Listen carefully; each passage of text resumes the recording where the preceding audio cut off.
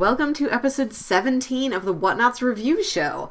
This is a show where every week we're going to pick a story to talk about. It could be a movie, TV series, anime, manga, comic book, scripted audio show, all kinds of entertainment. So much more. Yes, we are going to watch it, read it, listen to it, and then we come back here and we discuss it.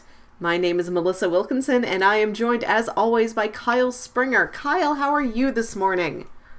What up?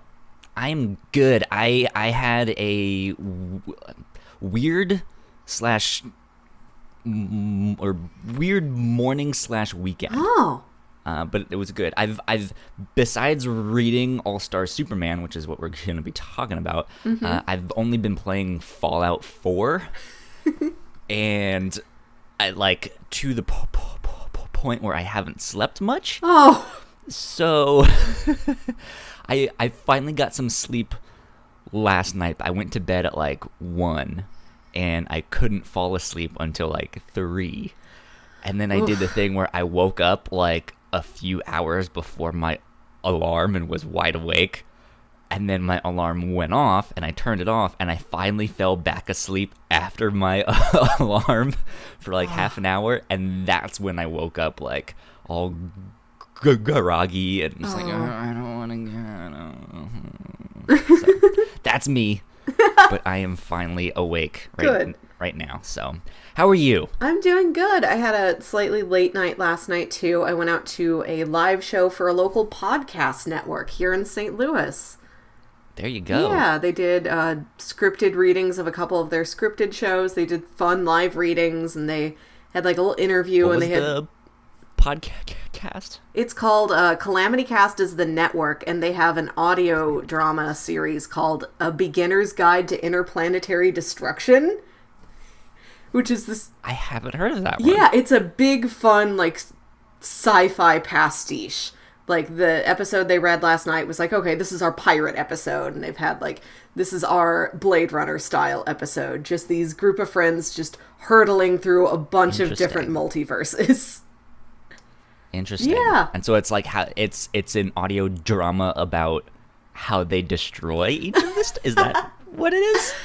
What's the elevator pitch? If you had to tell me in 1 or 2 sentences. It starts with this group of old friends getting together for a D&D game, and after they leave the house after the game, they are in a completely different world. They are in a world where they meet a friend of theirs. In a world. A friend of theirs has died, and they go out the door, and they're in this world, and their friend is there alive, but he is alive as his Dungeons & Dragons character, not as himself. So they have, slipped into this alternate timeline, and it's just them hopping through a bunch of different timelines, trying to get back home and, keep everything from falling apart around them. Okay. Yeah, it's cool. It's fun. Good stuff. Yeah. It was a neat little Who knows? show. Maybe down the road we'll do an episode on that. Who knows? Yeah, that's cool. That's good. It was good to get out and support local live podcast shows around here. Yes. Yeah. If we all lived in the same city, I'm sure we would have done something by now. That'd be so fun. But we're scattered all over the universe, so that is very difficult for us to do. Yeah, we cannot do a live stage show right now, but we do live streaming shows like this one right now. We're here. It's this. We're doing Great it. Segue. Yeah, thank you. So if you didn't know, audience, this is a live show. You can watch us every Sunday at noon Eastern Time. Central Time, 11 o'clock here in the Midwest on twitch.tv/thewhatnauts, or you can go directly to our website, thewhatnauts.com/livestreams. Kyle has set up this amazing, their in-browser Twitch platform. It's fantastic. Very impressive. Go look at it. Look at it with your eyes. You can join the discussion as it happens. You can come say hello to us. Whatever other body part you want to. Look at it with your elbow if you're so inclined. Yep. Come by, say hello to us. We would love to have you. And then we take this live stream audio, we put it up on YouTube, and it's a podcast a week later. And if you are a Patreon supporter, you can get early access. We can give you more details about that at the end of the show. Yeah, let's jump into our topic for the week. You mentioned it. We are talking about All-Star Superman. This is written by Grant Morrison and illustrated by Frank Quitely. It is a 12-issue graphic novel, originally published, the issues were from 2005 to 2008. Yes. Which, I don't know what time I thought this was from, but I didn't guess then. This is such a strange story. It feels completely outside of time itself. It's strange because I just mentioned it's older, and we're kind of hinting that it's not kind of what comics are now. No. But yeah, it's not that old. It's only from like 2005. But it's like, I guess, early 2000s in comics when they were like first discovering digital art and gradients and stuff like that. There's like, they all have this similar coloring style. And it's just like, oh yeah, they made this on a computer. So that it kind of has this weird place in time where it's like, it's not that old, but it looks really old compared to like the art that is coming out now. Yeah. So, strange stuff. Yeah, I'm not as big of a comics reader as you are, so I imagine you would have that, like, okay, I know when art styles changed and evolved throughout time, so I can look at this and kind of gauge what year it was from, but I don't have those touchstones as well, and I'm looking at this, and I'm like, this could be from any time. This could be from the future, as far as I know. Like, this came from 2032. This is what Superman's like in the future, and they just pitched it through a portal back to us. Exactly. Well, since you mentioned you weren't, or you are not much of a comic book writer on your own, I know we both have seen the animated movie based off of this, but what did you think of this? I'm kind of fascinated to know your thoughts, because this is a comic book. That's for sure. Boy, is it. Yeah, I don't know if they changed a lot and they really toned it down for that animated movie, or if I really just don't remember it as well as I thought I did, because, like, I remember this being kind of a strange story, but I'm reading this and I'm like, oh, this is multiple levels of weirdness. Welcome to Grant Morrison's mind. Yeah, I think I get it now. And this is like only the tip of the iceberg. Yeah. Like, this is palatable compared to some of his other stuff. This is him toned down. This is the most basic entry level Grant Morrison. One of them, yeah.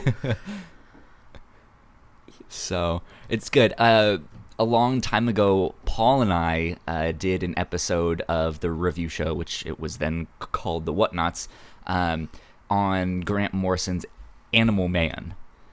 He took up that book in the late 80s, and when I was to say it was around 87, 88.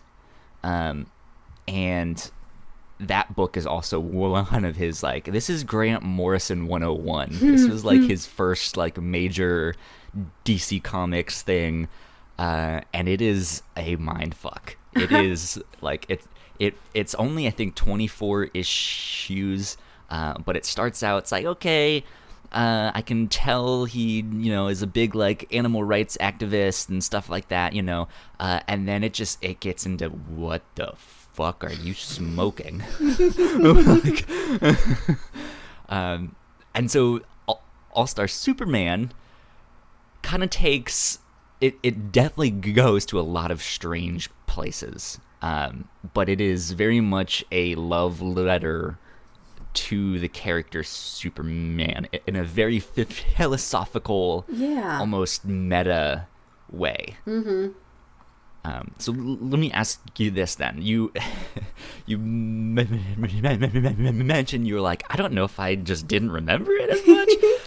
What were you expecting? I think the animated series, the animated movie was structured a little bit more strongly and more cohesively, to where it's like, Superman has been poisoned by an overexposure to solar radiation. His death is imminent. These are his last couple days alive. And this is what he does with his last couple days. This is his final feats of strength, his final acts of heroism, his final moments with Lois, his final confrontations with Lex Luthor. And this was a lot more... It jumped around a lot. It pulled in, like, stories from Superman's youth and these trips into, like, bizarro worlds. It went all over the place. And it is a lot more... Like, the pitch of the book is... Or, like, the thinking behind it is... Superman is godlike. We're going to treat him a lot more literally godlike, to where these are his last 12 feats. Like, capital F feats of strength. These rituals that he has to go through at the end of his life.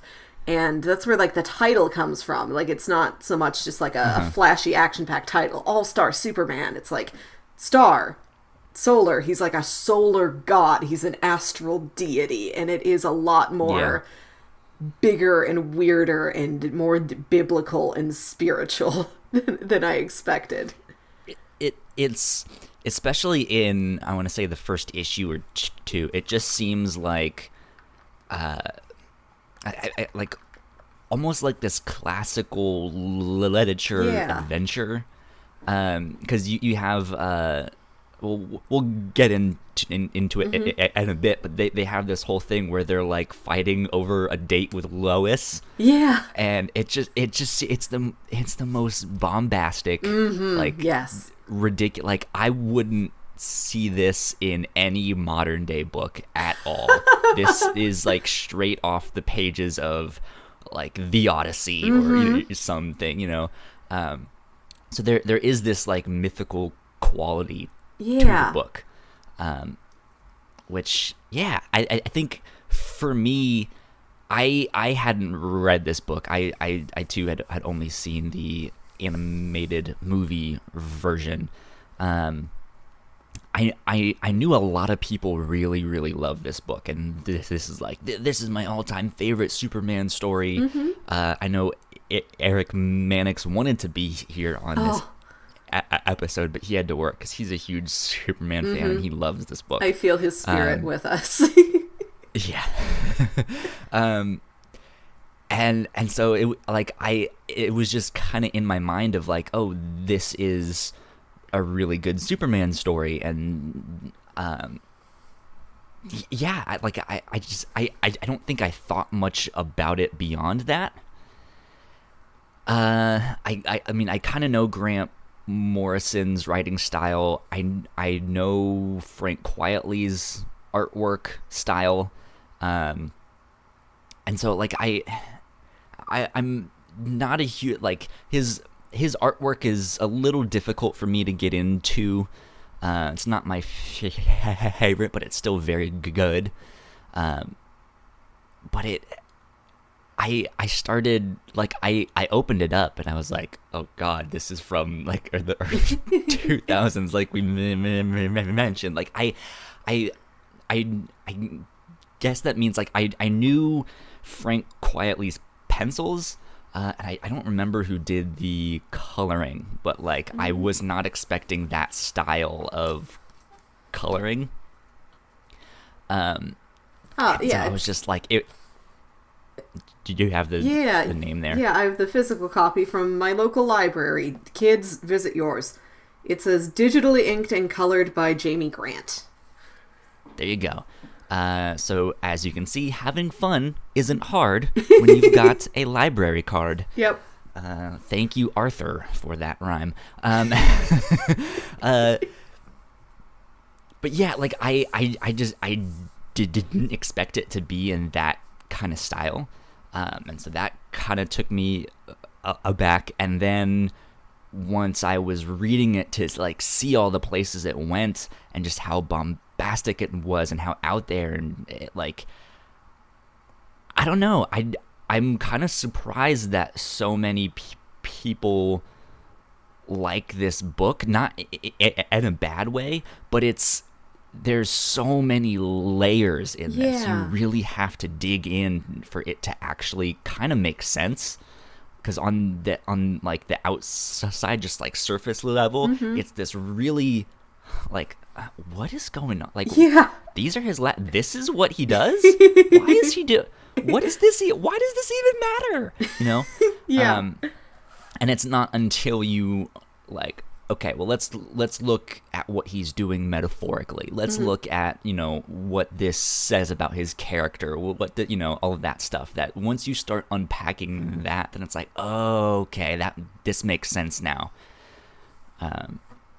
And it took me by surprise how Grant Morrison it was, just how much you really had to unpack in this, especially compared to the animated movie, which is a lot more just like, well, yeah, Superman is dying.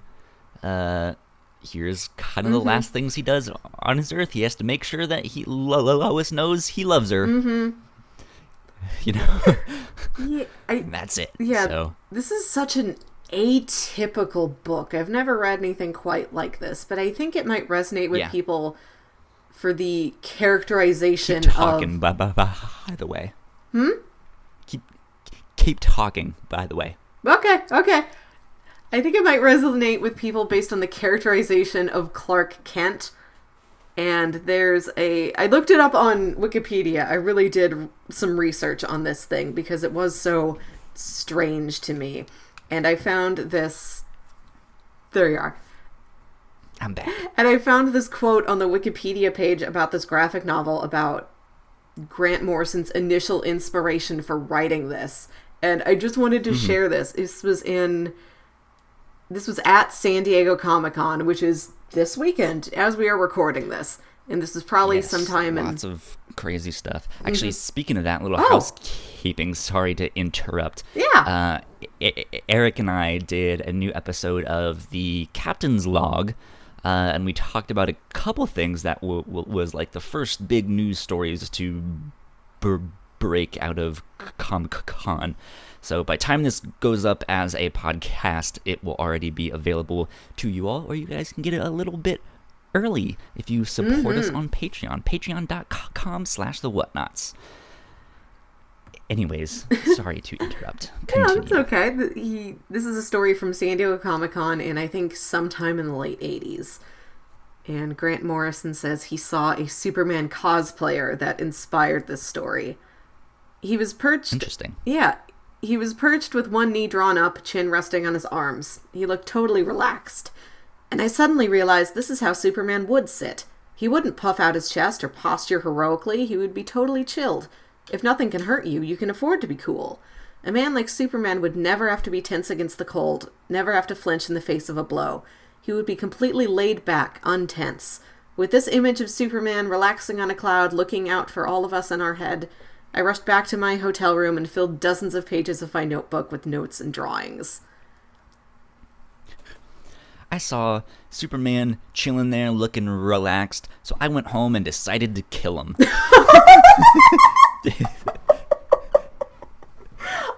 I mean, that's basically what happened there. I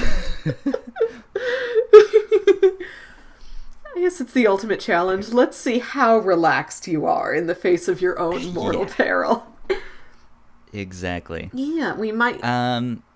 Sweet. So I think we're really gonna dive into the meat of this story now. This big, crazy, like, meat tower. You know, you go to, like, one of those falafel places and they've got the big meat hunk, like, spinning on a wheel and they're hacking at it with a sword. That's what we're gonna do now.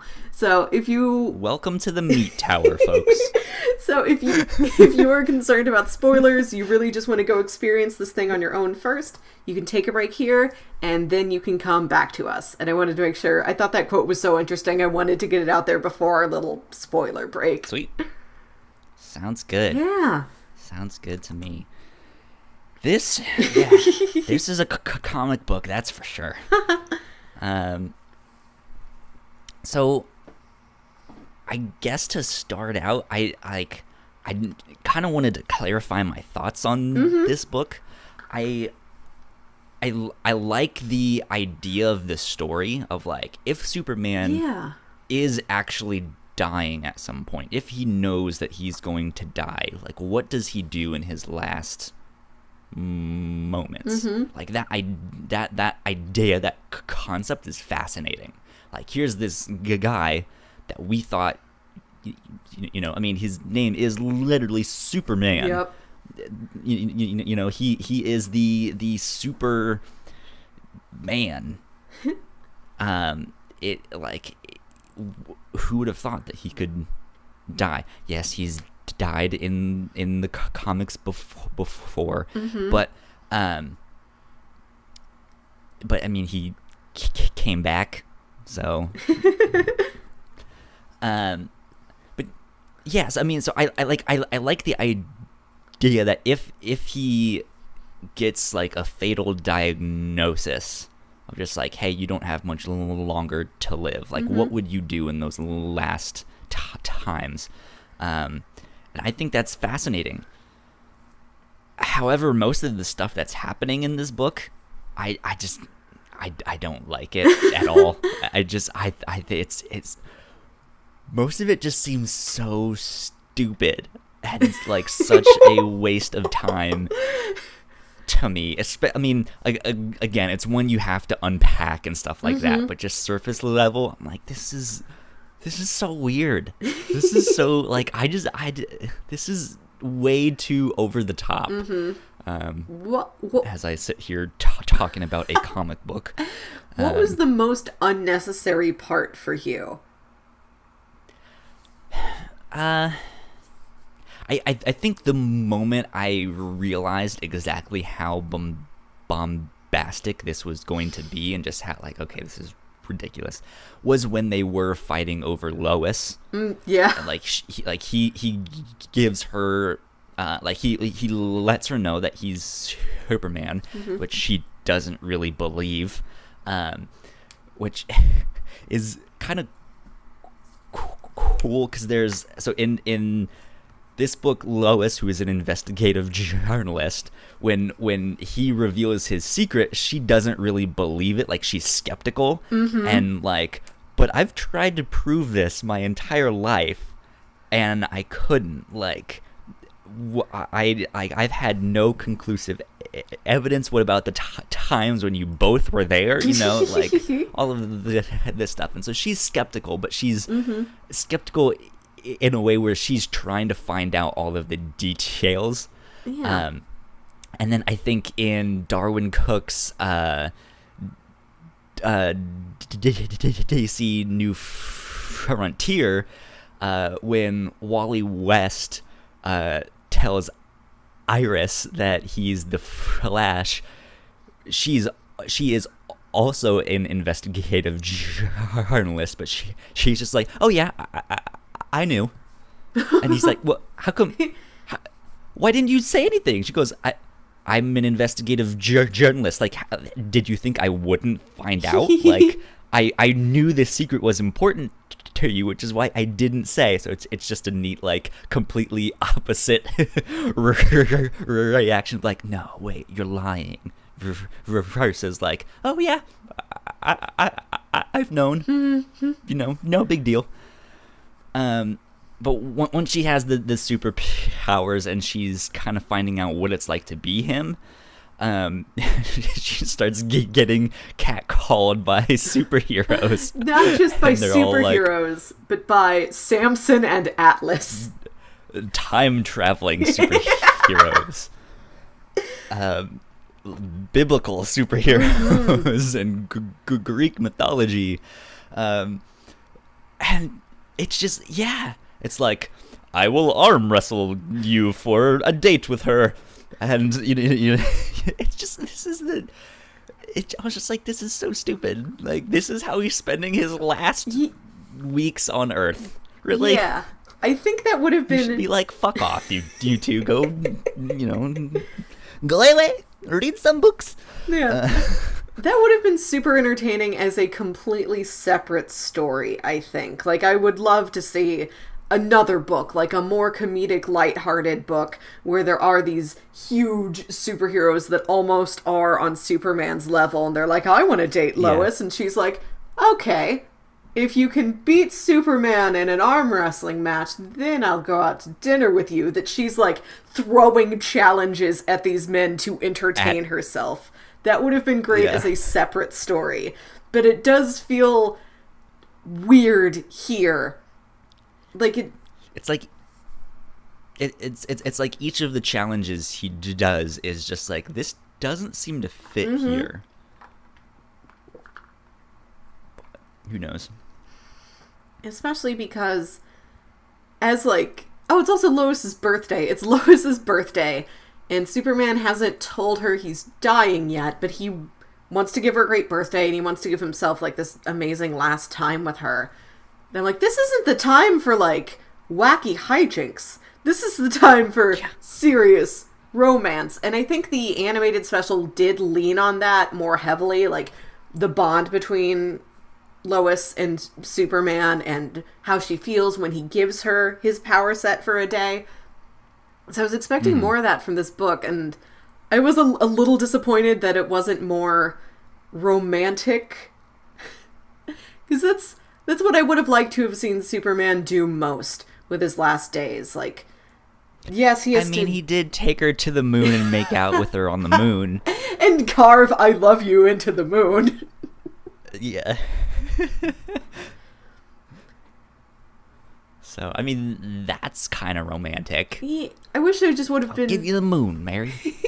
I wish it would have been more intimate, I think. Like, Lois is on his mind, but I wish he would have spent more time with her. I know he has to go do all these final things, visit the children with cancer one more time, but I wish there would have been a little bit more of just what Clark Kent wants to do in his last days, as opposed to what Superman should do with his last days. There you go. Yeah. So that I think kind of clarifies my thoughts on the book. I really enjoy, like, it's one of those things, like, after I was done rating it and I could kind of think about it and stuff like that, then it was like, okay, now it's starting to make a little more sense. And once it starts to sink in, I'm like, okay, I see why people like this book so much. And yeah, like it really is one that you kind of need to think about. Whereas he's like, I mean, especially with that thing with Lois, like, he's literally dealing with like Greek gods and biblical stuff, so it has this mythological aspect to it.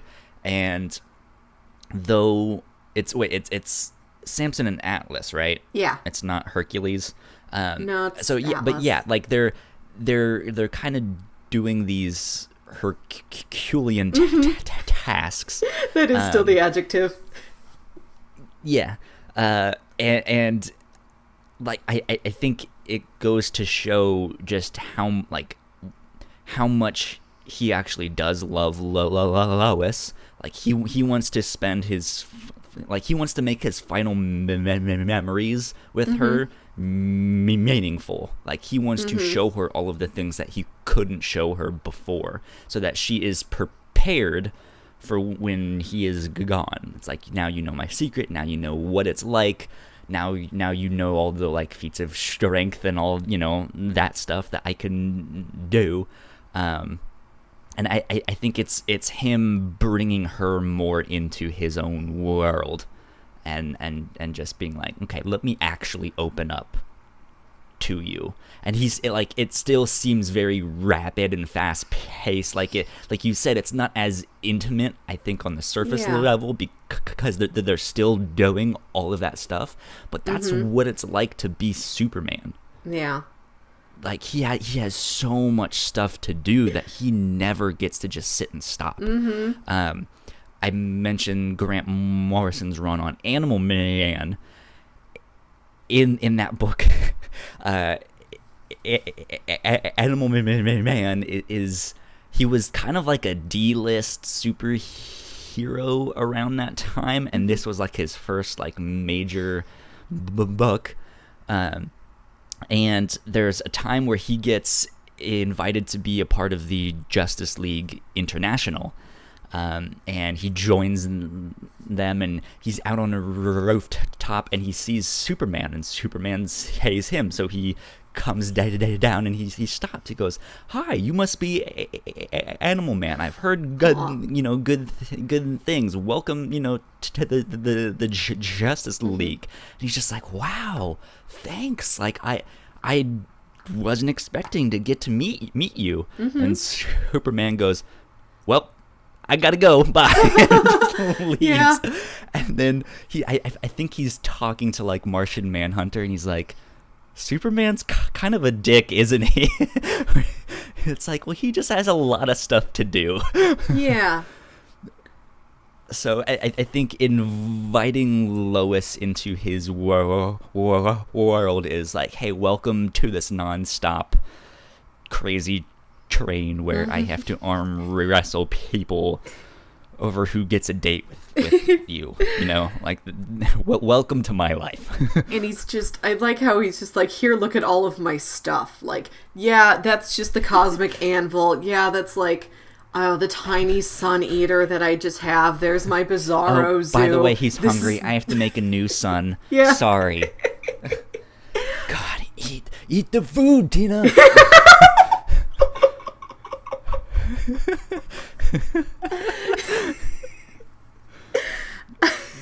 But that was good. Score for me. But yeah, so I mean, like he's kind of showing her like MTV Crib style, yes. Welcome to my house. Man, if they remade this book nowadays with a sarcastic twist. I need an entire MTV Cribs that's just superhero and supervillain layers. I need that so much now. DC, hire us. Yes. We have an idea for you. But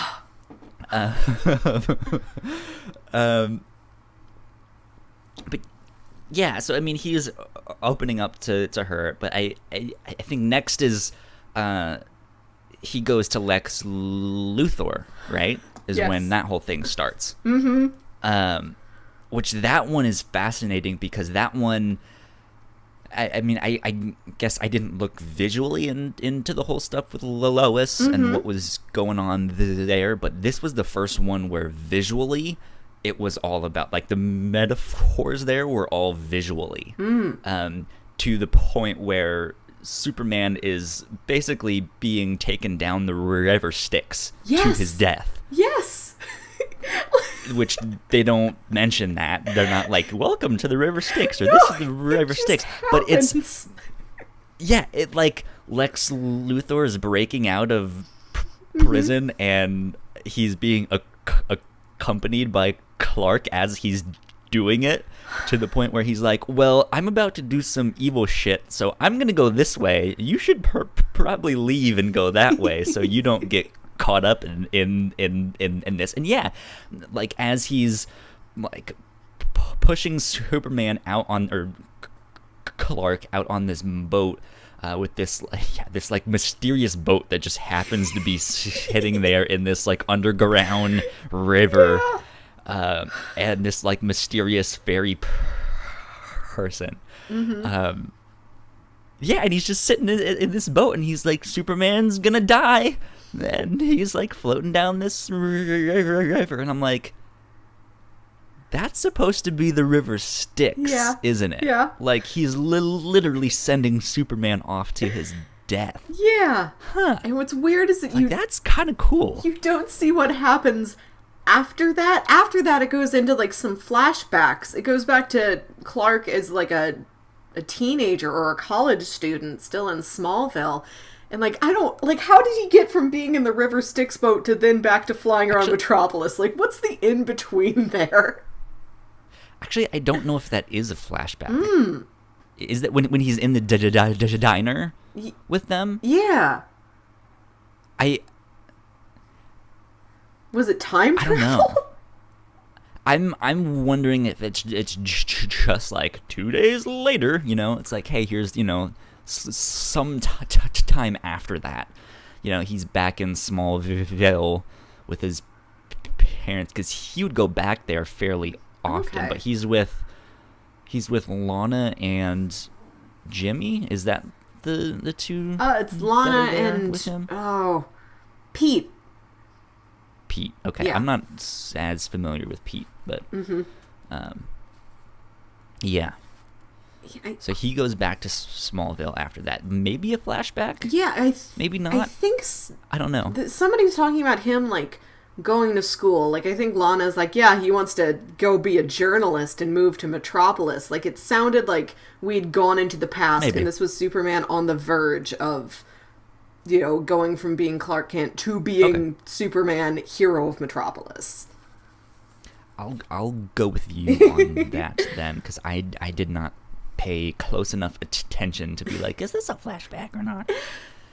Back to Lex Luthor, I think he was my favorite part of this book because he is the most bombastic. He does nothing but just yell, like the most Actually, I'm flowery going to beg to sentences. differ with you Really? on that. Let's we can talk about Jimmy Olsen later on in this book, because Jimmy, what the fuck is he doing in this book? He is like the wackiest caricature of anyone that I can think of. But yes, Lex Luthor is this like, I am an evil villain, yelling, doing this, they will know how grand I am.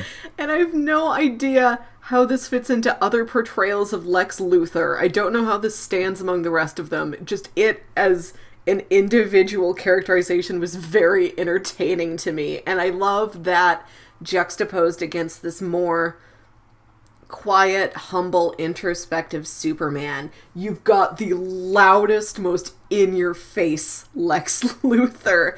Like, Lex Luthor acts in this book the way I think some people mistake Superman for acting. Like, oh, he's so boastful and full of himself, and he's a god, and he can do whatever he wants. And like, there may be versions of Superman that does that, but this, and most of the ones I've seen, are not. He knows he's a god. He never flashes that in really anybody's face. It's just this quiet knowledge he has within himself, and he's just trying to be kind to other people and approach them at their own level. Like, it's Lex Luthor. He's the guy who's like, I could do anything I want.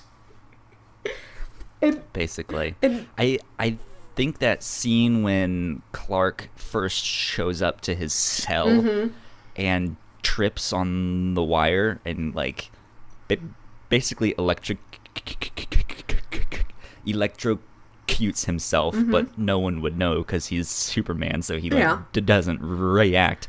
Like, it's Luthor comments on the irony there, and I think that's a good illustration of who the characters are, especially in relation to one another, because Lex Luthor, like you said, is this guy who thinks he can do anything, and when he sees an ant that is smaller than him, something that he shouldn't pay any mind to, he pays attention to it, only to point out that he's better and he's bigger, and he's just gonna belittle you and do anything he can to let you know that he is better. Yeah. Whereas Superman, in this instance, shows up as Clark Kent, who is also drawn very differently in this book. Like, he looks chubbier. He doesn't look like he's this big, like, masculine, muscular character. He looks kind of overweight. There's, I don't know how you read this, or if whatever version of this graphic novel you read included this in the back matter, but there's these little quotes from Grant Morrison about kind of the design of things, And he wanted this Clark Kent to be portrayed not as some, like, meek, like, shrinking violet milquetoast guy, but just, like, he's too big. Yeah, he is too big to be in the city. He's this giant farm boy who's used to having all the room in the world to, like, grow, and you put him in the city and he can't help but knock things over. Like, that was the version of Clark Kent that he wanted. I think that came across pretty well. Yeah, it's exactly that, where but even then, it's like, in comparison to the way that quietly draws Superman, he's still big, but Superman just looks muscular. Like, it goes back to that he is a god. He is like the perfect specimen. But then when he draws Clark, it seems like his head is like hunched down. He seems more chubby rather than muscular. And yeah, so that's how Clark shows up to interview Lex, and the first thing he does is trip on this wire, which you kind of know is on purpose to save Lex's life. And he doesn't. He's not the one that comments on, like, oh, you could have died, you know, I just saved your life, you know, blah, blah, blah, blah, blah, blah, blah. Lex Luthor is the one that comments, and like I said, is like, oh, the irony, I'm about to die and you just saved my life, and yet I'm still better than you. You know? Another thing Lex does is that he teases Clark Kent about stuff he has no business teasing him about. Like, at one point he mentions Lois, and he says to Clark, why aren't you blushing? I know you have feelings for her. Like, Lex, this is none of your... Why are you involved with this? It's not like this is a version of a Lex that also is pursuing Lois. It isn't. This is just... He has no reason to pay that much attention to Clark Kent to know who he has a crush on, and to carefully watch his face to see if he blushes or not when Lex brings up the name of his crush. Like, he has poured so much attention into this rivalry that is completely one-sided. They've spent so much time together. Yeah. From Clark and Lois interviewing him, that they have this relationship where he's like, come on, dude, I know you like her. I know you like her. Come on, Lois. Did he blush? Did he blush? Did he blush? No. Okay, come on. Lois. Did he blush? Did he blush? Did he blush? No. Okay. I loved it.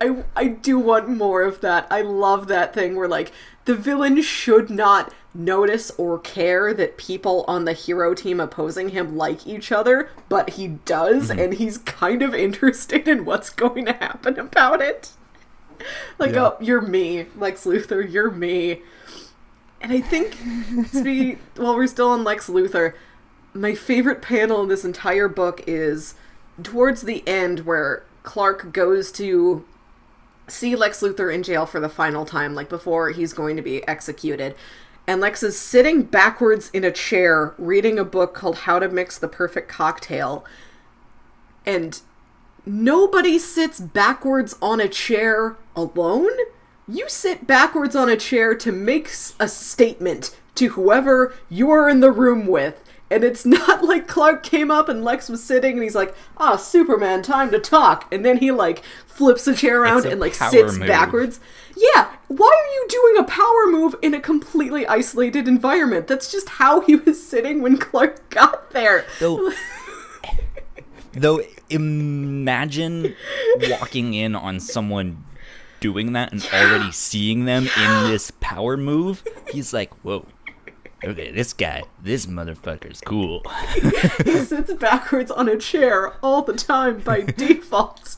I just love that Lex is so on top of his game. He is performing as a supervillain all the time. He's always on. Lex is always on. He's always on. That's for sure. He is turned on so much he has cranked off the knob. Oh, man. Yeah, I mean, him and Lex Luthor always have a interesting relationship. Because like we do see those bigger bombastic moments, those power moves when no one is around, and you also get those I think the quieter moments where they're on the opposite sides of the glass, and all Lex just does is spit on the glass, just doesn't say a thing. And I think moments like that too just show how much he hates Superman. And just like he's like all of the braggadocio, all of the bravado silenced. All he's gonna do is just spit in your direction. It's just like, damn. That's a good moment. Hates him. But yeah, so they have an interesting relationship. What did you think about all the Bizarro stuff? Because that was, as one might say, pretty bizarre. Yeah. This was something else, kind of like the encounter with Samson and Atlas. And I know they're kind of there to sort of tell Superman, oh, traveling through time, we've been to the future, we have heard of your passing, you make these feats of strength before you die. Like, they do serve a plot purpose, but that overall story of them of, like, we want to date with Lois, like, feels like it belongs somewhere else entirely. The Bizarro stuff, I felt, was not reflective enough of Superman's character itself to feel like it was very integral to this overall plot. Like, it's an interesting story, and it's a sweet story where he meets Zibaro, the one smart Bizarro, who is completely isolated in the universe. Like, there's... Side note, whenever I read his name, all I could think of was Sbarro, the like mall pizza company that's always in the malls. I was like, oh, it's Pizza Man, Sbarro. He's come to bring us garlic knots. Yeah. I like it as a story, but I feel like it wasn't integrated quite enough into the rest of the stories in this series. I'm actually going to beg to differ with your opinion on that. I think this is one of the ones that is very, very clear in, hey, this is an aspect of Superman's character that, I mean, just like is an integral part of him. So he's the whole idea of this like Bizarro world is going deeper and deeper into the underworld thing. I don't remember what they called it. And basically he's getting so far away from the yellow sun that he's dying faster. Okay. Is what's happening. Yeah. He's losing all of his powers to the point where he's like, he can barely crawl. You know, he has the ship done, and he's like, I can't even stand up to make it there. But it's this idea of like, despite him losing his powers, he's still trying no matter what. He's still giving it his all. He's still inspiring people to do the right thing. And in this case, he kind of tricks them into into making this stuff. But it's still this idea of like, he will go to such lengths to inspire people, to be their friend, to get the mission done, whatever it may be, to the point where he's literally dying and crawling on the floor, and he's still just like, I need to get back. Like, I need to help Lois. And I think at the heart, that is kind of who Superman is.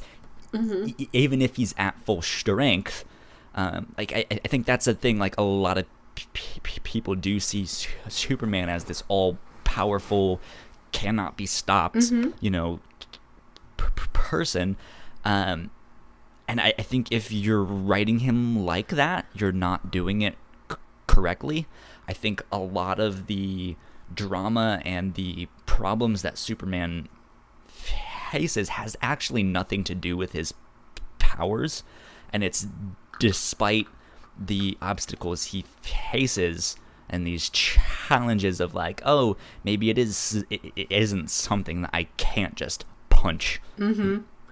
He's still trying to inspire people. He's still trying to do the right thing, which the whole thing with Jonathan Kent dying, Pa Kent, I think I've always felt the way that he dies and the way he reacts to his death is the perfect way to do that. Yeah. What happened in the Man of Steel movie, where there's this hurricane and he's like, oh no, please, they're in Kansas. Save me. Don't, it's a tornado.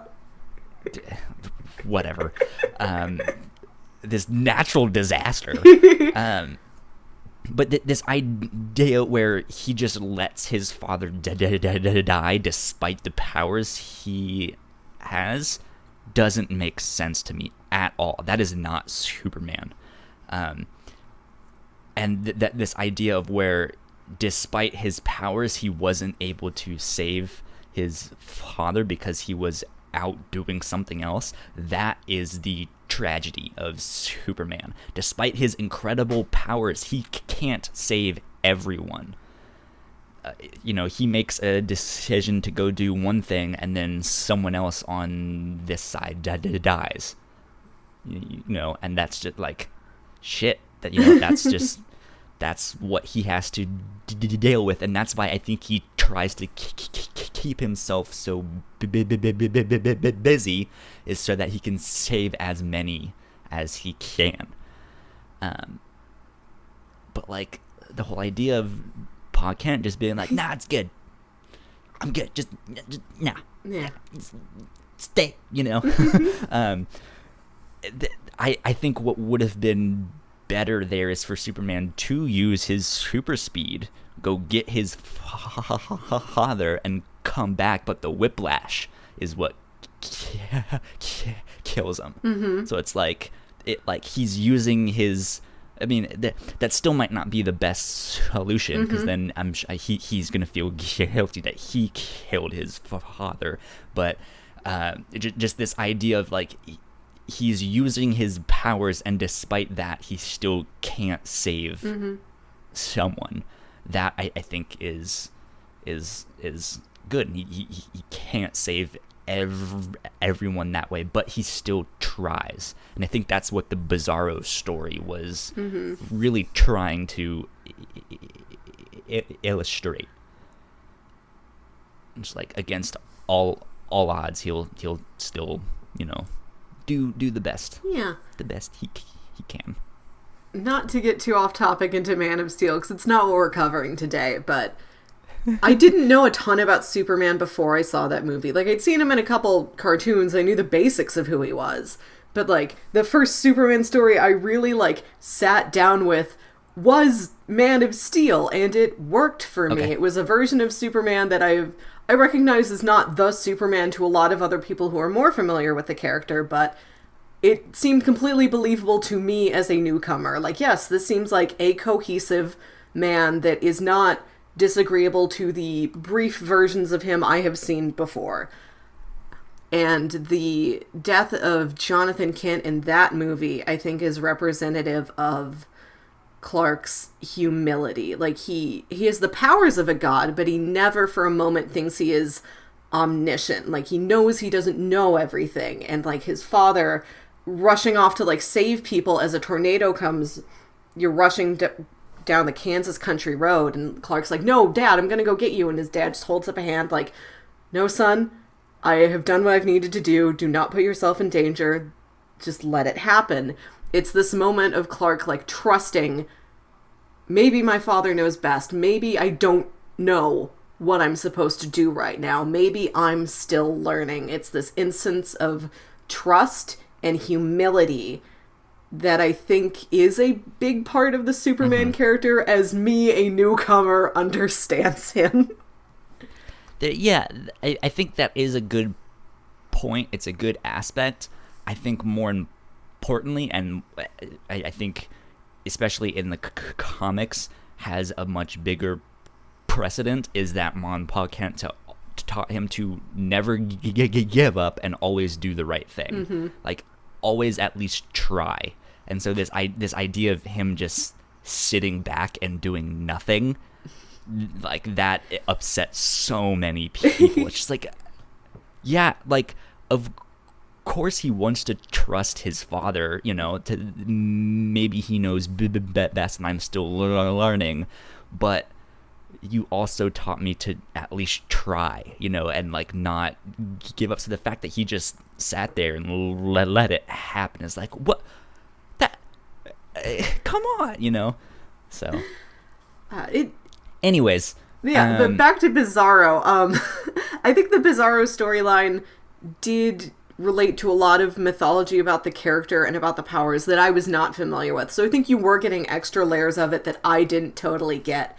And I like the Bizarros, but I feel like that's such a weird instance to have an entire universe, an entire race, an entire planet of reverse versions of yourself is such a heavy thing to deal with that I feel like to include it in a story about the last days of Superman, you should have, like, it should be something he really thinks about, something he really makes a statement on, something that should be really highlighted, or I don't know, it feels off balance. Like, it feels like if you're going to do this, you should do it more than as much as you actually did it. Interesting. Like, how? What do you mean? Like, Bizarro is such a strong relationship to Superman that it's not something you can include very briefly. It's like, Bizarro is like, what a mind trip that has to do on you. Like, what does that do to a person's mind? Like, it opens up too many, like, big, heavy questions for me for it to be something we're just in for, like, 2 out of 12 issues, and then we're not there anymore. And then he does put Zabaro's poem into his Fortress of Solitude museum, but I feel like that should have had a more follow through. It should have had more highlight to it. Like, towards the end of his days. What were some of the big questions? You're like, this brings up too many big questions for me to dismiss it as this short thing. That happened, and then we moved on. Like, is Superman spending his time thinking, like, oh, a part of me may yet live on through the Bizarro world, but how authentic to me will that be, because it is the reverse of me, and is the reverse of me still a representation of me? Like, I think just for me, Melissa, the person, like, Bizarro was a lot to think about. I think you're asking the right questions, and I think the answers are already in that story. Because think about the I don't know if Sabaro has appeared in other comics or not, but he shows up, and when he meets Superman, he's so excited because he's like, finally someone that understands me. And for Superman, Sabaro literally is a reflection of him. He is the one that doesn't fit. He is the last son of Krypton. Well, everyone else is just, you know, they're normal human beings. He's the one that no one will understand. Like, they won't understand what it's like to be him, to live like him, to have these powers, to do all of that stuff. And it's so lonely for him. And Sabaro is complaining about it because I think in his case it's more of just like, I may not be a genius, but I at least have like intelligible thoughts. whereas these guys are dumb as a sack of doornails, right?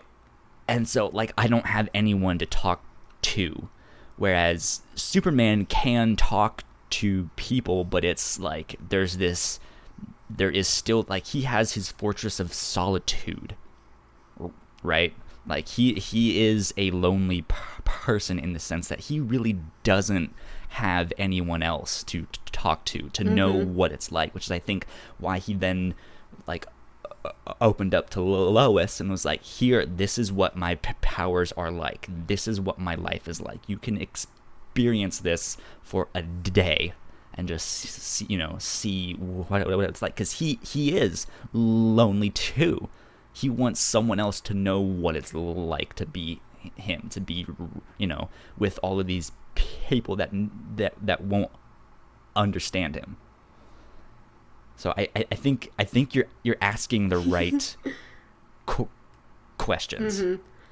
I think I was aware with the basic concept of Bizarro, like, it's reverse Superman, but to, like, sit down and, like, really read Bizarro, not just see him briefly in a cartoon or hear about him or see him in a joke, but, like, read a Bizarro story. Like, this just has so many mental implications for it. Like, I'm like, oh, I know Bizarro. Whoa, there's a lot to think about with Bizarro. Like, it was just very big for me personally. And I'm like, I'd like this. I wish this had a little bit more breathing room, and to give it more breathing room, I wonder if maybe it should have been a separate story than the rest of the things that were going on in All-Star Superman. Gotcha. Gotcha. Sounds good. Last thing I kind of want to talk about is the two Kryptonians. I don't remember what their names were. Oh, me either, but yeah, those guys, the purple ones.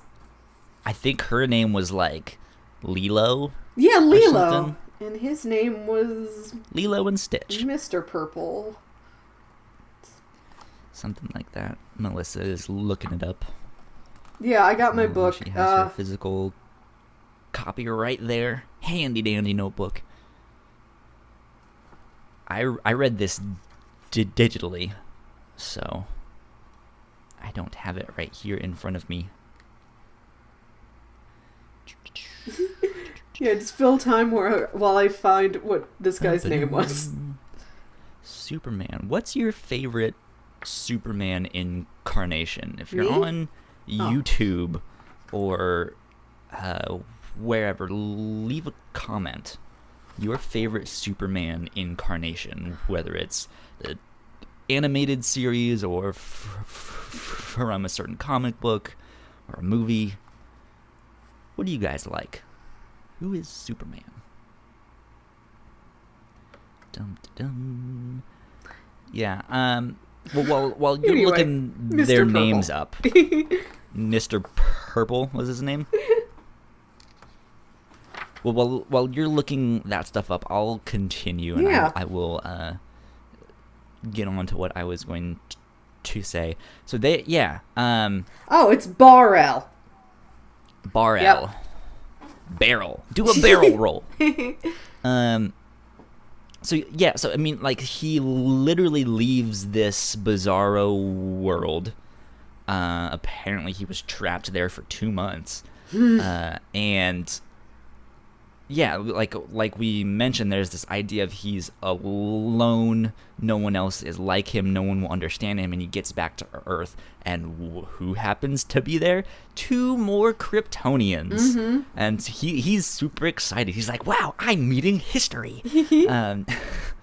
And as kind of precedent shows, the Kryptonians weren't necessarily the most, like, kind and caring people.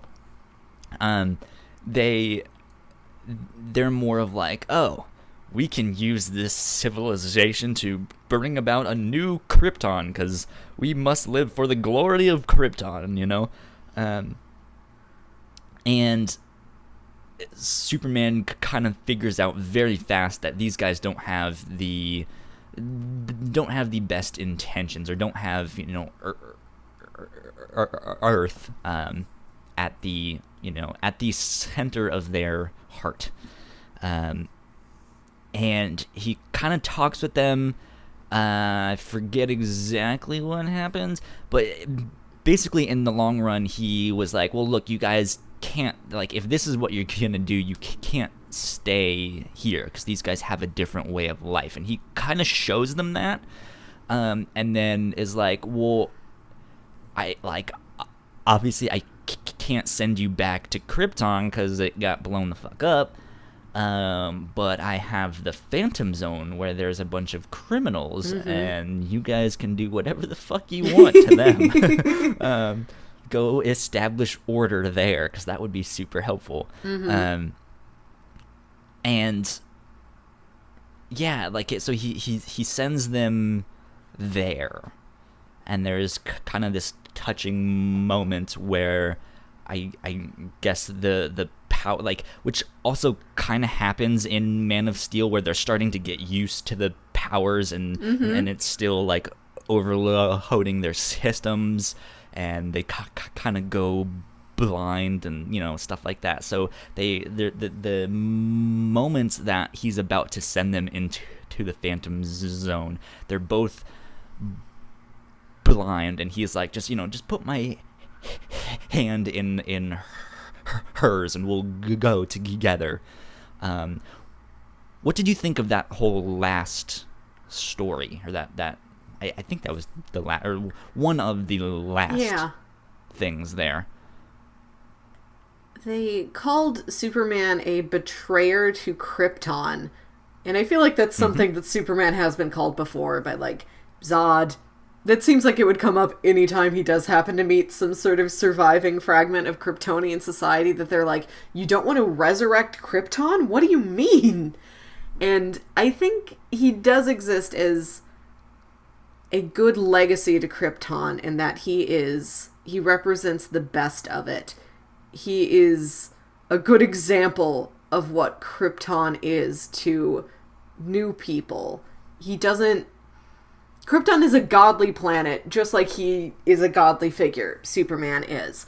But as I said, Superman, he's very powerful, but he knows he's an omniscient. Like, he knows he is a god. He does not feel like a god. He has the actions of a god, but he doesn't behave like a god. Something like that. He doesn't act with that much... He doesn't intend to act with that much moral magnitude. He's never like, I know better than everybody here. He doesn't. He's just trying to do the best thing.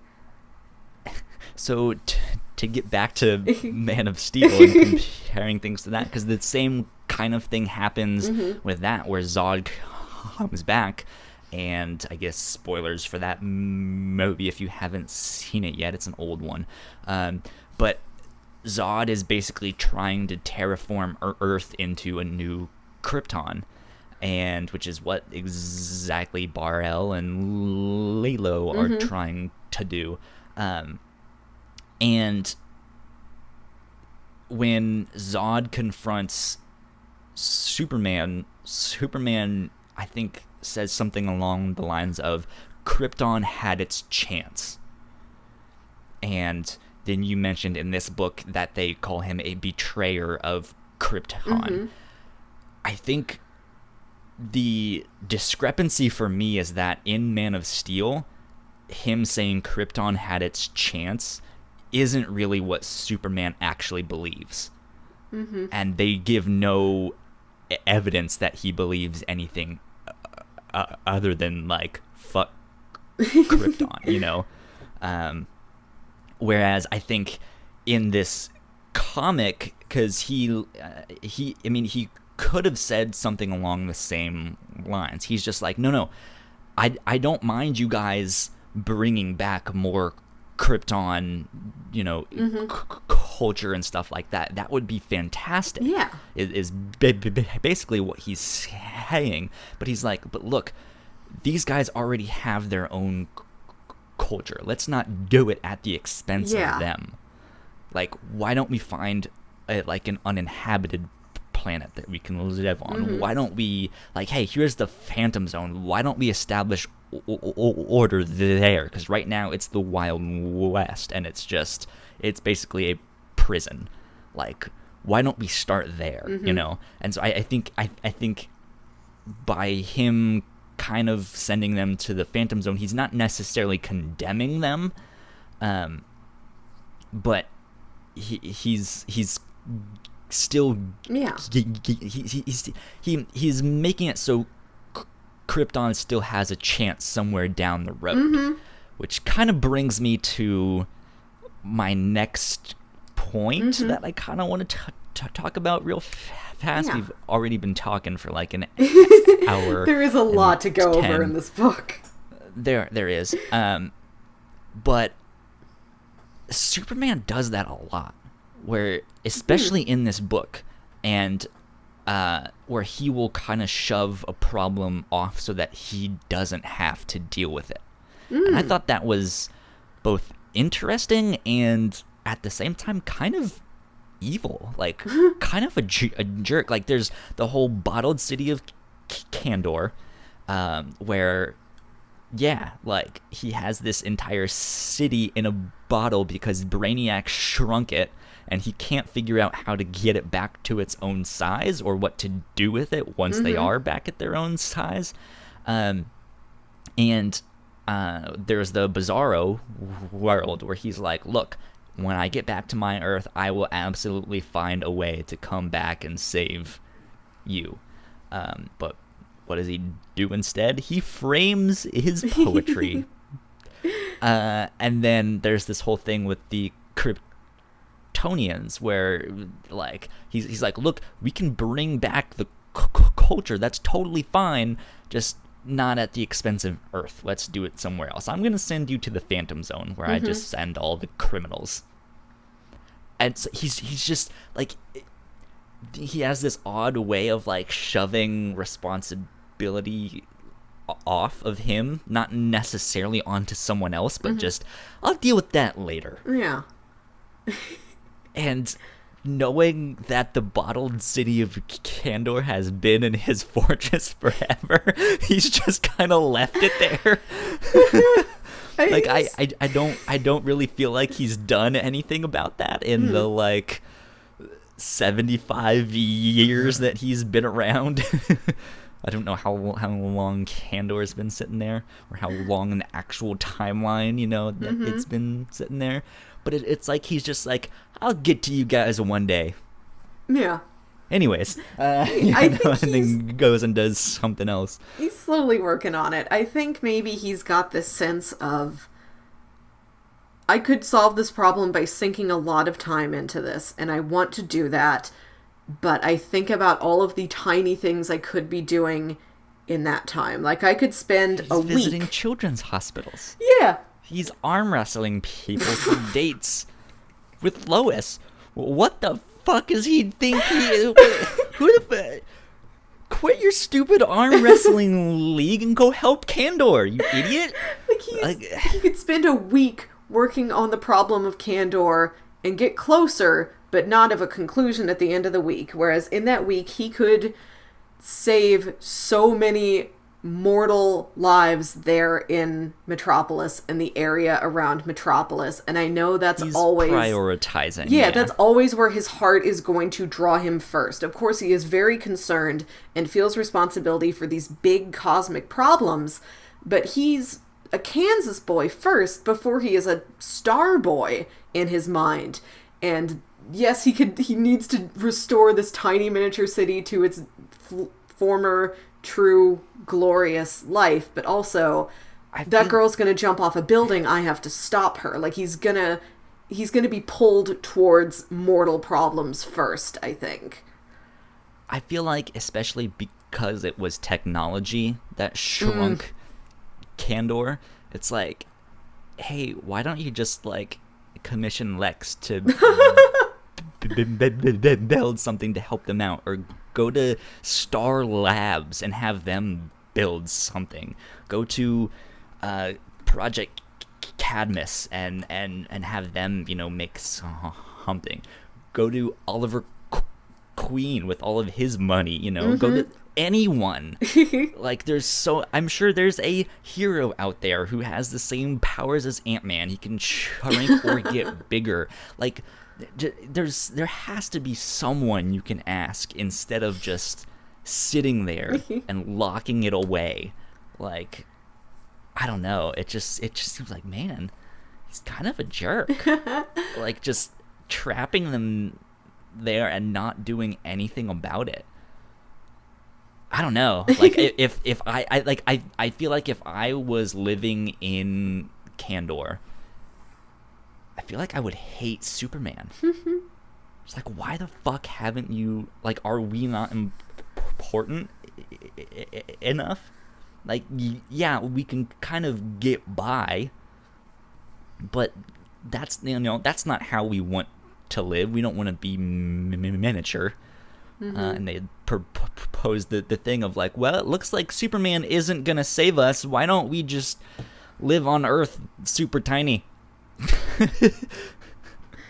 And then he's like, well, that's probably gonna be strange, even though it wouldn't be strange because superheroes are everywhere. Why is that there's aliens that live on, like, why is that strange that there's people this big, you know? And so he's like, I'm gonna take you guys to Mars and just leave you there. Have fun on Mars. You can hang out with Dr. Manhattan. Yeah. I thought this is something I'm just now thinking about now that I'm finished reading the book. There's not really anybody else from the DC universe in this story. And as much as I like the themes of friendship and the bonds he might share with Batman and Wonder Woman, and occasionally that'll get mentioned in this book, I do like how it's all Superman related. Yeah, I did kind of like how inclusive it was. Like, we're just kind of narrowing our focus down. Here's Superman, here's Lois, here's Lex Luthor, here's the Kents, here's his final feats there within the realms of Metropolis and Krypton and his home stuff. Like, I feel like as big as this book was, if you had gotten out to, like, the rest of the universe, it would have become unwieldy. A couple years ago, I want to say 2 years ago, I read through a bunch of the Superman comics from the 80s, from after Crisis on Infinite Earths to the death of Superman, and at one point, they have a different Superman titled book coming out each week. So, because comics come out once a month, but they had 4 Superman titles, so they just alternated all of the weeks, and so there was a shit ton of Superman comics. But yeah, like, one book is more like, here he is dealing with the Daily Planet and stuff that happens with there, whereas one is, okay, here's the, like, bad guys in Metropolis, and here's him saving Metropolis. Here's one that's a little bit more bombastic and strange, like Superman fights this guy on a giant calculator, you know? It's like, what the hell?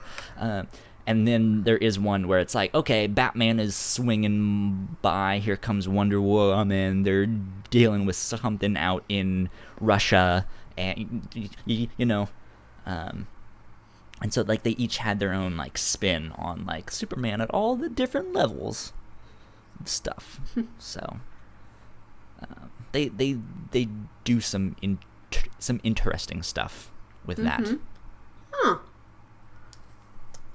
He's had quite a rich and storied history, and indeed, I was glad I picked this book. This was very different than I thought it was going to be, but in a fun way. It's definitely unique. I've never read anything like this, and as I was reading it, I realized the thing that it reminds me the most of out of all the stuff you and I have covered together, I'm like, you know what this kind of reminds me of is The Fearsome Morning, just in the way that it is written. Not the themes, not the plot, but just the fact that people keep throwing out these insane sentences. Like, okay, that's like the weird world building that Fearsome Morning has. This, you know, like when, like at one point, here, Jimmy Olsen says, I took the precaution of hacking the commercial blimp network in case I needed to impress a girl with an outrageous aerial getaway. That's Bradley Cameron Lind stuff right there. since when does Jimmy Olsen know how to hack the Blimp network? I mentioned this early on. Jimmy Olsen is the most bombastic character in this book. What the hell, Grant Morrison? What the hell was going on in Superman comics at the time that this was Jimmy Olsen? I read in the back matter of this book that he said he wanted to take a look at Jimmy Olsen that was not like bumbling, not like some green little boy, just fresh cub reporter, doesn't know what he's doing. He's like, if he's Superman's pal, let's make him into a man that Superman would enjoy spending time with. So he does kind of also operate on that larger than life scale, but not really in a godly way, not in a heroic way, just like Jimmy Olsen is the guy who has done everything once. I like the idea of his columns, just the fact that hey, he is kind of around Superman a lot, and so he gets to do all this crazy weird shit, you know. And so he writes these columns, which everyone thinks are, I guess I didn't pay enough attention. I don't know if he was passing them off on as like, hey, I actually did this stuff, or it's like, hey, I actually did this stuff, but everyone thinks it's fake, so I'm gonna write this supposedly fictional, columns on like, I got to be the like time traveling rainbow coat wearing leader of project.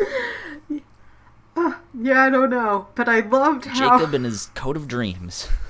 I just loved how amid all of these giant spiritual, philosophical, almost biblical themes, you've just got so much weirdness sprinkled in tiny bits throughout this entire thing. Like, people are casually mentioning all kinds clown in this. Yeah, people are casually mentioning all kinds of crazy stuff like, oh yeah, that's my Sun Eater. Yeah, I hacked into the Blimp mainframe once. Yeah, the Blimp mainframe.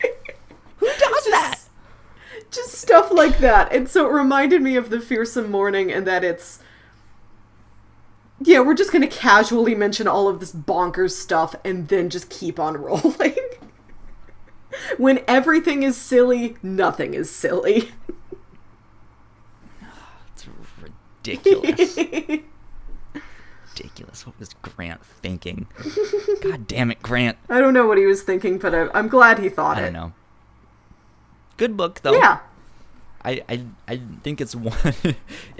If you're starting to read this book and thinking, what the hell is this? Keep going. Yeah. It'll make sense later on, once you've read the whole thing and finished it up. Do you have anything else that you want to talk about with this book? I saw you get your notes there and something, so. Oh, I'm getting my notes out to write down next week's pitches. I've got, man, if I keep going any longer, I would need to go for another hour. So I'm just gonna call it here. It's a truly unique book. I have not read many comics, but I've really never read anything like this. And I'm glad I read it. I don't know if this is a great introduction to Superman, but if you just want something... It's not the best. Yeah, if you just want something wild and entertaining, go for All-Star Superman. Yeah, I would say this is more a book for people who are Superman fans already, or are comic book fans to the point where, they know who Superman is, and they know his character.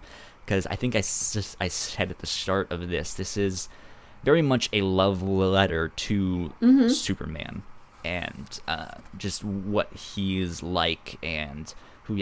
In fact, I think Alan Moore has a Superman story. I don't remember the name of it off the top of my head. It's not. Is it Whatever Happened to the Man of Tomorrow? I don't know. I don't remember off the top of my head. I know Alan Moore wrote that one, but I think there is one that it's kind of a similar thing where Superman kind of knows he's dying, and a whole bunch of his villains come to confront him and stuff like that. So I know Grant Morrison borrowed from a lot of that. Is it For the Man Who Has Everything? Possibly. Yeah, because I literally just Googled the best Superman graphic novels last week when I was trying to pick one to pitch to you. Is that Alan Moore? Yeah. It might be that one. I'm not sure. But yeah, so Grant Morrison is also the type of writer who does a hell of a lot of research and will reference like the smallest things in panels from like the 1940s. Ooh. And it there's a lot to unpack in all of this. I think if you're looking for an introduction to Superman, Superman American Alien by Max Landis is a fantastic book. In fact, we did an episode of this a long time ago, again when this podcast was still only called The Whatnauts, on Superman American Alien. It was me and Paul. And yeah, it's fantastic. Each issue is kind of another vignette about Superman and takes place at a different time in Superman's life. And it's fantastic. If you want a good introduction to who Superman is and kind of what he's like, that is a good book to check out. That being said, there's also an animated movie of this, an animated adaptation in the Justice League animated series style, Tim Bruce Tim style art, and it's good. I remember watching that. I want to say now it was like 5 or 6 years ago, but it was good. I liked it. So go check that out as well. We should have done a compare and contrast episode, but I didn't think about that until this morning. So I should have watched that last night at least to just like have a reference. Like, well, in the movie they do it like this, and it's actually much better, and blah blah blah. But yeah, I think go check it out. This is one that I think is a lot of people's favorite Superman stories. I think it's one to have on your bookshelf. Yeah. So go check it out. Good stuff. Yeah. All right. Kyle, do you have your pitches for next week ready? Oh boy, do I have some pitches. Yes. Let me pull up my notes because I wrote them down. Okay, here's what I'm going to do. I'm going to move this over here real quick and pull up Wikipedia on my laptop for a couple of these. Okay, now my laptop is frozen. Why are you doing that?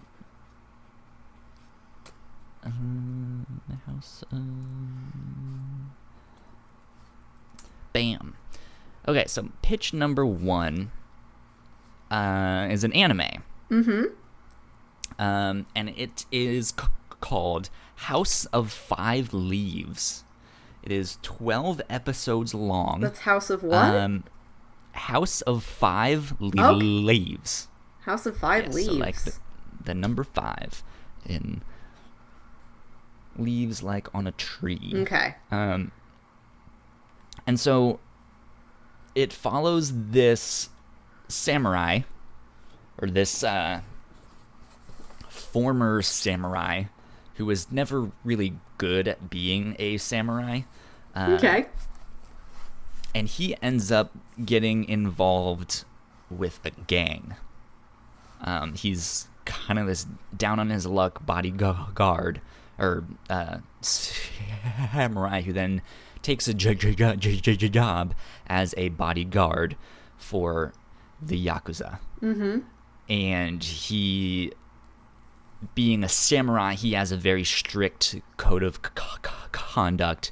He wants to do the right thing and all of this stuff, but he's he knows he's working for bad people and stuff like this. So it's kind of a slice of life story about this samurai who's struggling to deal with, like, hey, I'm poor and down on my luck, and I need something to survive, and here I am taking this job that I don't really morally agree with. I watched it once a long time ago, and I remember liking it, but I don't remember much about it. And the art style is very interesting too. So that is pitch number 1, House of Five Leaves, a slice of life about a samurai who starts working for the Yakuza and doesn't really like it morally. Pitch number 2 is a comic book published by Image Comics called Descender. And I want to read the first 2 volumes of that. I think there's 6 total, but I want to read the first 2. And if I'm not mistaken, it's about this robot who is kind of struggling to survive in a world where all androids and robots have been outlawed. And so there's kind of this idea of, I guess, racism or like speciesism and stuff like that, but like a sci-fi look at all of that. I believe Descender just wrapped up recently, and Jeff Lemire, who writes the book, announced a sequel for the book called Ascender. So, interesting stuff. It's more of a sci-fi thing. If you remember, we did an episode on Department H. The art style is kind of like that, where it's a little more watercolory. So yeah, I've heard nothing but great things. I know a lot of people really love this book, and I haven't checked it out, so I am interested in doing that. Third pitch, and my last one. This, if you've been listening to our Captain's Log podcast, you know that I've been watching a bunch of like foreign stuff. I just got done with a Korean show called Stranger, and it turns out one of the main characters in that is also in Sense8, the Netflix original show, which I did not know, and I saw her on a thing. I was like, oh, that's the girl from the show that I'm just watching. Anyways, because I've been watching all of that, Netflix is now starting to put a bunch more like foreign stuff into its algorithms. Like, hey, you might like this. And there was a Korean movie called Forgotten. It's on Netflix in America, at least, and I'm sure in South Korea. And it had an actor in another Netflix original show that I watched, Bad Guys Vile City, which I also highly recommend if you guys like crime shows. But Forgotten is about these 2 brothers, one of which I think he suffers from hypersensitivity, and so he's medicated for stuff like that. I don't know exactly what that entails, but he's medicated for that, and one night he sees his brother get abducted, and he's gone for 12 days, I believe, is what the thing said. And then all of a sudden, his brother shows back up with no memory of what happened. And so it's kind of this drama / thriller of like, what actually happened, what is going on here, is this guy really suffering from can he trust what he saw, is this actually what happened, you know? So yeah, it looked really interesting. It's called Forgotten, and it's on Netflix. It's a Korean film. So yeah, pitch number 1, House of Five Leaves, a 12-episode anime about a samurai who's down on his luck and gets a job with the Yakuza. Descender, volumes 1 through 2, about a robot trying to survive in a world where all androids and robots have been outlawed. And pitch number 3, Forgotten, a psychological thriller about two brothers, one of which who gets abducted. The other doesn't really know if he can trust what he saw or what he thinks he saw. There you go. Those are my pitches. That's my phone. I am the most intrigued by House of Five Leaves. Okay. Yeah, I've never... I saw, like, the Last Samurai movie once.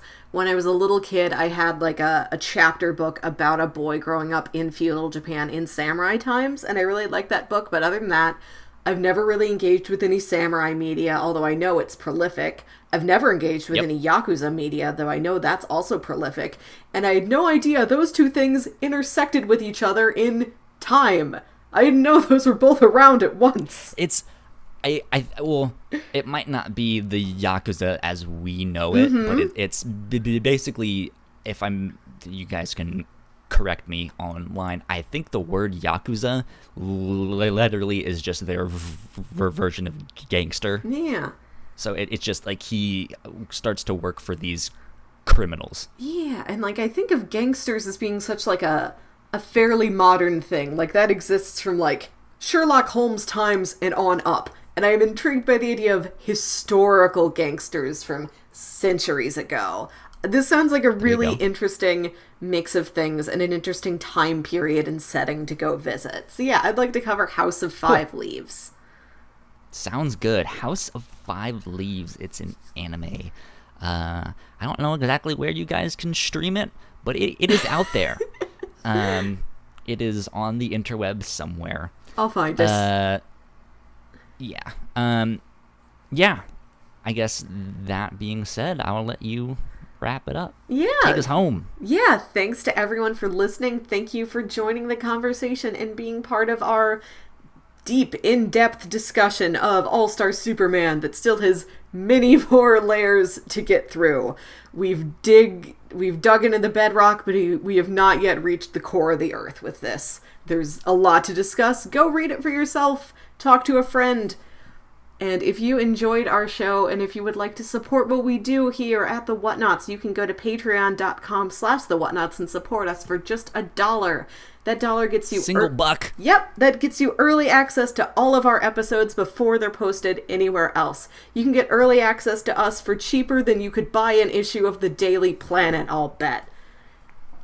Mm-hmm. And if you can't support us on Patreon, that's A-okay. There's other stuff you can do. Just listen to us. Just enjoy the show. We appreciate it. We know you're out there. You can tell a friend. Retweet. Yes. Like, share, subscribe. That stuff is helpful. You can tell a friend in person or virtually, and you can follow us on social media. We are The Whatnauts on Twitter, and our website is thewhatnauts.com. It's got lots of neat stuff there.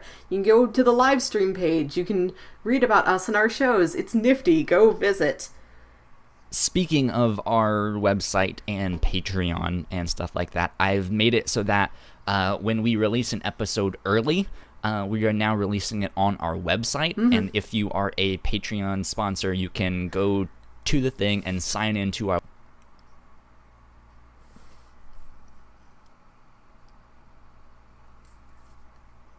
Awesome.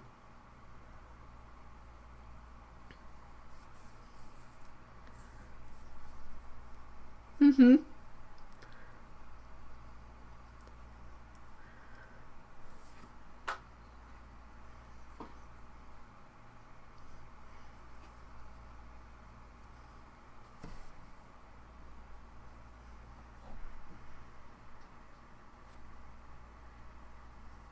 Mm-hmm. Yeah. You can find me on Twitter at Wilkywit, WILKYWIT. And Kyle, where can they find you?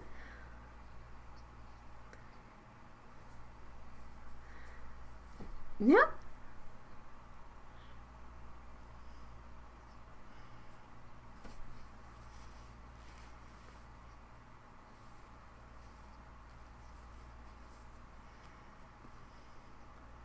Mm-hmm.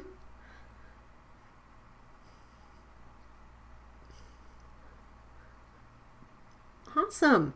Thank you for joining us all this week here at the Review Show. I've been Melissa Wilkinson. Awesome. Thanks for joining us on the Review Show. Have a great time, guys. Bye.